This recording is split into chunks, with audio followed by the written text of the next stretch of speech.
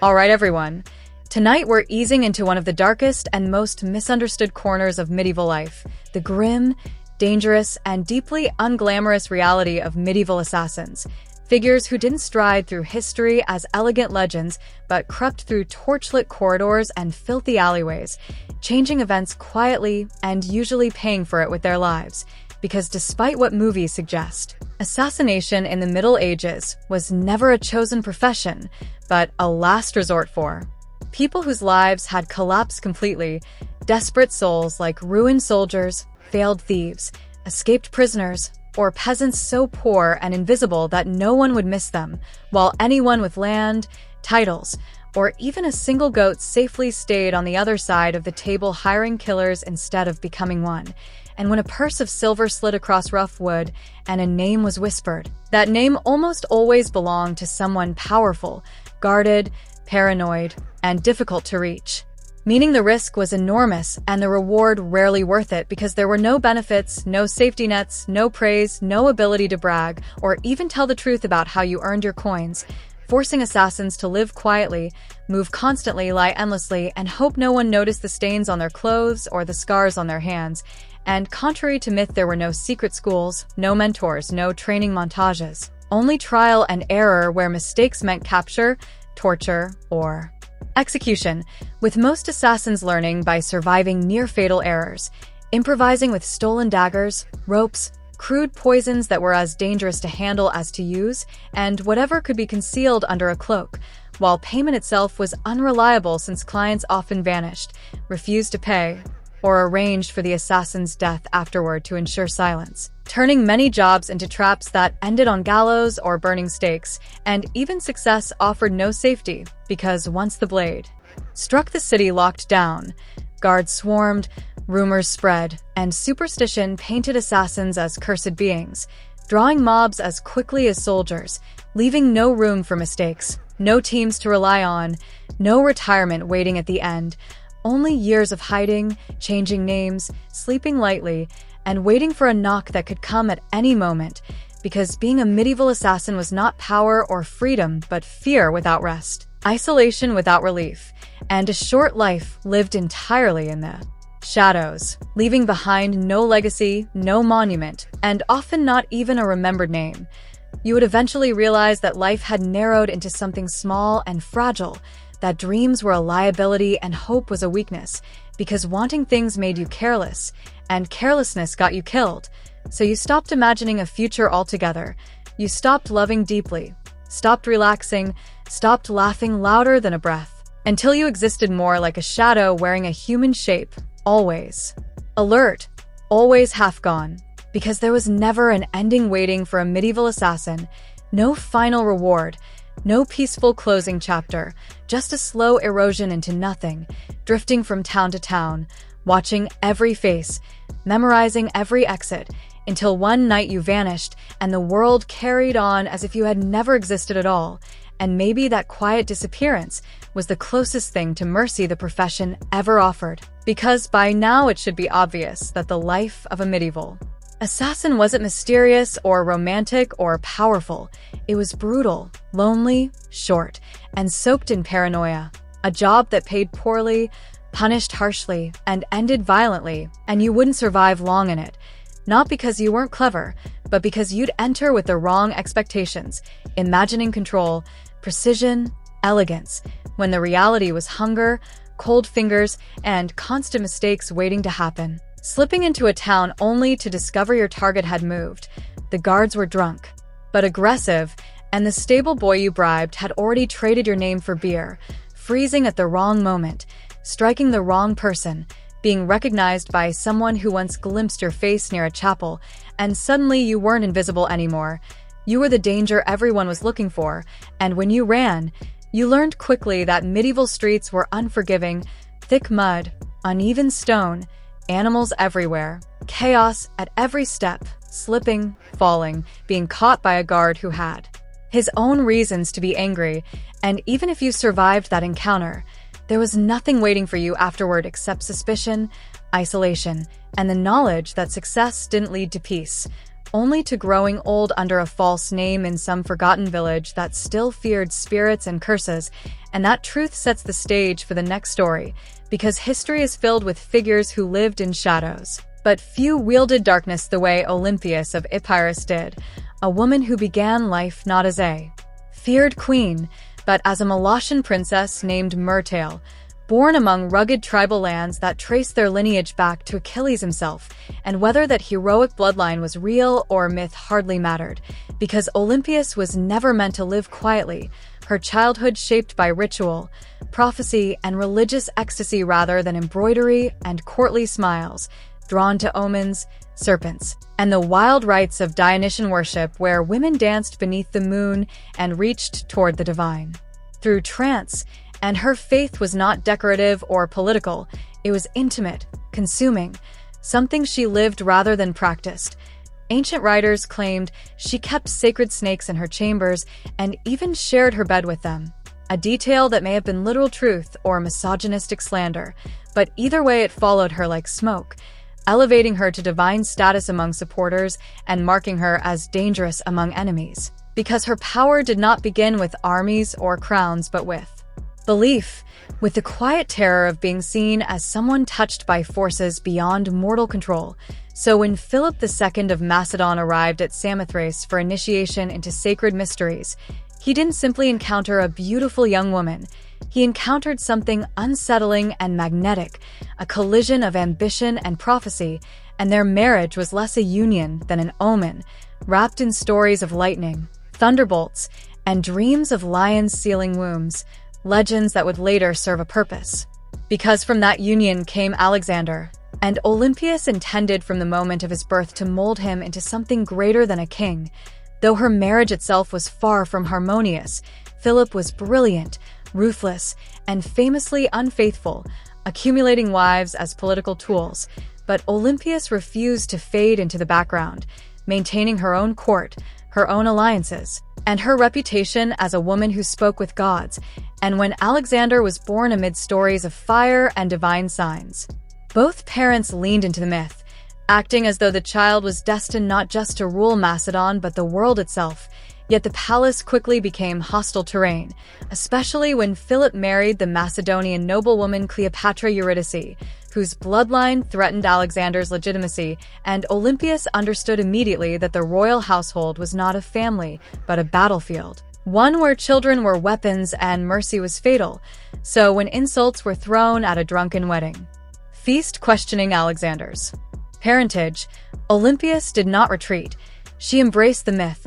allowing whispers of divine conception to grow because a god-born son was harder to replace. And though she temporarily withdrew to Epirus, it was strategy, not surrender, because power does not always require presence. And when Philip was assassinated under mysterious circumstances, the palace erupted with suspicion. No one able or willing to prove who orchestrated it, but many quietly believed Olympias had a hand in the outcome, especially when Cleopatra Eurydice and her infant were killed soon after, their removal clearing the path for Alexander's uncontested rise, a brutal act that cemented Olympias's understanding that royal survival required decisiveness without hesitation. And though Alexander himself may have been disturbed by the bloodshed, he did not prevent it, because he knew the truth of Macedonian power as well as his mother did. And once her son was crowned, Olympias shifted her methods, stepping back from overt control but never relinquishing influence, sending letters, consulting oracles, framing Alexander's campaigns as divine destiny rather than conquest. And while Antipater governed in Macedon during Alexander's eastern campaigns, Olympias constantly undermined him, spreading doubt, questioning loyalty, warning her son of betrayal, her words laced with prophecy and suspicion, creating friction that never fully resolved, because Olympias could not tolerate being sidelined. And when Alexander died suddenly in Babylon, the world she had constructed collapsed overnight, leaving chaos, rival generals, and an empire without a clear heir. And once again, Olympias moved toward the bloodline, aligning herself with Roxana and the infant Alexander IV, recognizing that the child was both target and leverage. And when Cassander, Antipater's son, rose to power and imprisoned them, Olympias gathered her remaining strength, allied with Polyperchon, and returned to Macedon at the head of an army. Her name's still powerful enough to open gates and fracture loyalties, unleashing a final wave of vengeance against Cassander's supporters. Executing Philip III Aridaeus and his wife in Acts meant not just to kill rivals, but to make statements, declaring that only Alexander's line had the right to rule, and for a brief moment, she held the kingdom again, until Cassander returned with superior forces, isolating her in Pydna, where she endured siege, starvation, and abandonment without surrendering her composure, carrying herself not as a defeated woman but as a relic of divine authority. And though Cassander offered mercy, Olympias knew better than to trust promises, and when she was finally handed over, he ensured her death was carried out not by himself, but by those who hated her most. And even then, no one dared strike her at first, paralyzed by fear and legend, until outsiders were brought in to end her life quietly, marking the end of Alexander's bloodline and the last ember of a divinely fueled empire. Yet Olympias did not vanish like so many others, because history remembered her not for gentleness, but for ferocity, a woman who wielded motherhood as a weapon, prophecy as armor, and power without apology. And while she died unarmed and abandoned, she left behind a legacy that still coils through history, a reminder that some figures are never meant to fade quietly. And Olympias was one of them. She never led armies across open plains like Cleopatra, and she never charged into combat the way Boudica did, because her arena was quieter, darker, and far more calculated. A realm of whispered alliances, poisoned cups, sacred rituals, and carefully cultivated belief, where fear was currency and faith was a weapon. And she understood better than most that if people truly believed something was divine, they would defend it with their lives, especially when that belief centered on her son, whom she convinced the world was touched by the gods, and perhaps in time she convinced herself as well, earning a reputation that followed her long after death as a sorceress, a killer, a schemer, labels her enemies used with venom, yet not without cause, because Olympias was shaped by a violent age that rewarded intelligence over mercy and punished hesitation without mercy, a world where kindness was a vulnerability queens could not afford. And so she survived by embracing ruthlessness, leaving behind a legacy that later generations struggled to define. Sometimes painting her as a monster, sometimes as a visionary, but never as insignificant, because her presence lingered like a shadow behind Alexander's legend, always unseen yet always influential, existing not as a tragic footnote, but as a story entirely her own. A woman wrapped in prophecy and rumor whose bones returned to dust while her myth endured, lingering in every tale of powerful queens who ruled through belief rather than steel, coiled patiently in the darkness of history. And from that darkness, we drift now to another place where myth and reality tangle inseparably, a sun-washed stretch of Crete near modern Heraklion, where ruins sprawl like a half-remembered dream, corridors twisting back on themselves, stairways leading nowhere, rooms opening into rooms until direction itself feels unreliable, a place known as Knossos, the heart of Minoan civilization and the inspiration for one of humanity's most enduring legends,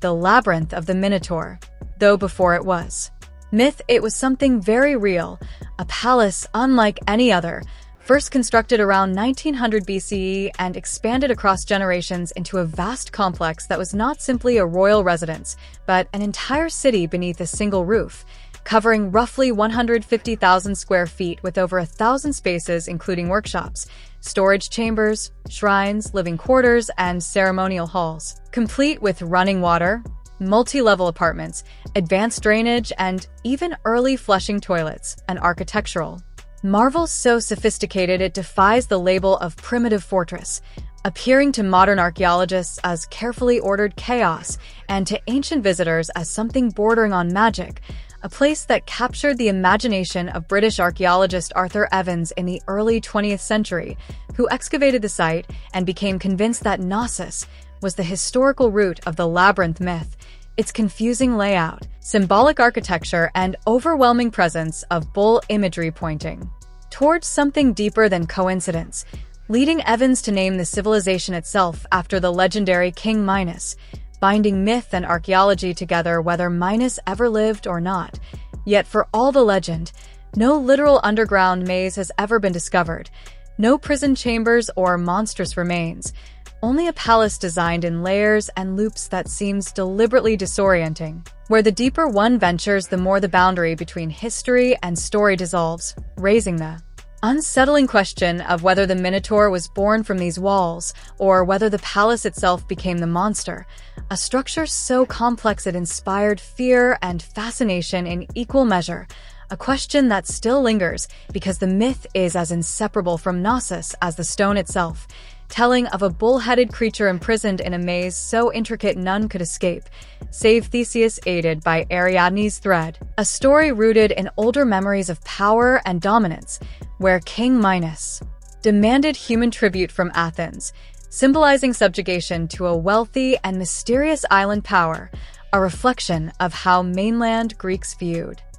Crete and the Minoans as elegant yet alien, their bull-leaping rituals, vibrant art, and strange gods unlike anything familiar, making Gnosis feel like another world entirely to outsiders, especially given the bull's sacred role in Minoan culture, depicted in frescoes of young men and women vaulting over charging animals, horns of consecration crowning rooftops and altars, all combining with a maze-like palace to plant the seeds of legend, though some scholars argue the Minotaur was never meant to be literal, but symbolic of political domination, psychological fear, or even the hidden chaos within human nature itself, interpretations layered like the palace's corridors, because Gnosis was not merely mythic inspiration but the heart of one of Europe's earliest advanced civilizations, the Minoans, who flourished not through conquest but trade, art, and architectural mastery, building networks that stretched across the Mediterranean to Egypt,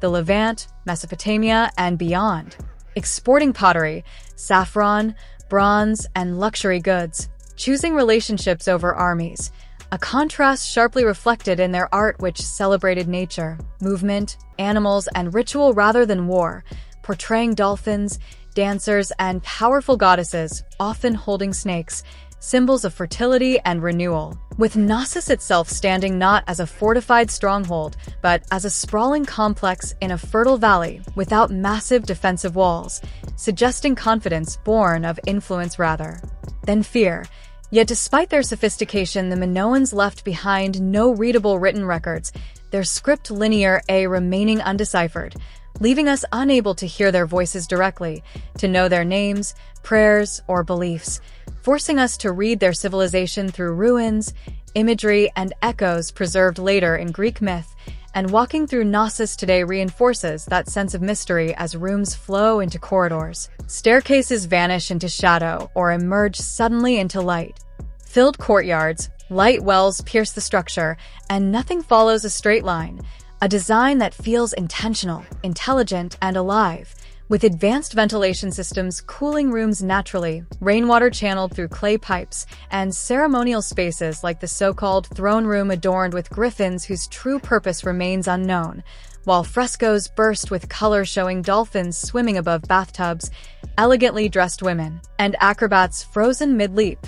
Art that served as identity rather than decoration, suggesting a culture deeply connected to earth and sea, ritual and beauty, where religion was not confined to temples, but woven into architecture itself, with hidden shrines, sacred pillars, bull horns, and snake goddess figurines found in quiet corners of the palace, revealing a spiritual worldview without clear boundaries between sacred and secular, making the palace itself a living temple,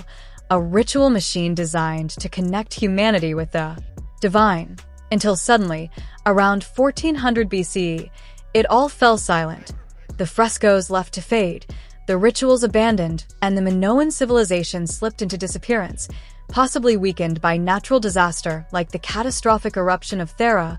or gradually overtaken by Mycenaean influence as linear A gave way to linear B and artistic styles shifted, yet without signs of violent destruction, suggesting not a dramatic fall but a quiet unraveling, leaving Gnosis to become ancient even to Homer, remembered only through myth until Arthur Evans unearthed it again in 1900, reimagining and restoring parts of the palace in ways both celebrated and criticized, blending archaeology with interpretation, reviving a Bronze Age world of elegance and enigma while reminding us that history and myth are often inseparable. And as we walk those ruins today, tracing symbols like the double axe, horns of consecration, and endlessly winding passages, we realize Knossos was never meant to be solved like a puzzle, because its power lies not in answers but in questions, a place that refuses to sit neatly between fact and legend, inviting us deeper with every step, much like a labyrinth itself, where meaning unfolds slowly, leaving us forever following the thread, aware that some histories are not meant to be fully understood, only felt.